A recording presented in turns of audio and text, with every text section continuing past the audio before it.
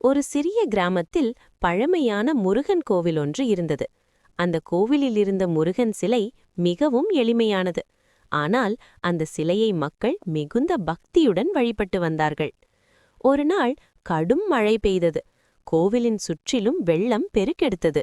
மக்கள் அனைவரும் கோவில் சேதமடைந்து விடுமோ என்று கவலையுடன் இருந்தனர். அடுத்த நாள் காலை பக்தர்கள் கோவிலுக்கு வந்தபோது ஒரு பெரிய அற்புதம் நிகழ்ந்திருந்தது.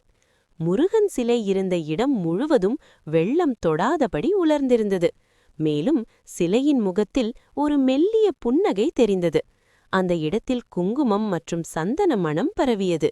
இதைக் கண்ட மக்கள் அனைவரும் ஆச்சரியத்திலும் ஆனந்தத்திலும் மூழ்கினர். இது நிச்சயம் முருகப்பெருமானின் அருள் என்று அனைவரும் பக்தியுடன் வணங்கினர். அந்த நாளிலிருந்து அந்த கோவில் அற்புத முருகன் கோவில் என்று அழைக்கப்பட்டது. பக்தியுடன் வேண்டுபவர்களின் குறைகளை தீர்ந்ததாக பலர் சொல்லத் தொடங்கினர். பாடம்: உண்மையான பக்தி இருந்தால் முருகன் எப்போதும் நம்மை காக்கிறார். வேல் வேல் முருகா! உங்களுக்கு இந்த கதை பிடித்திருந்தால் லைக் அண்ட் சப்ஸ்கிரைப் செய்யுங்கள்.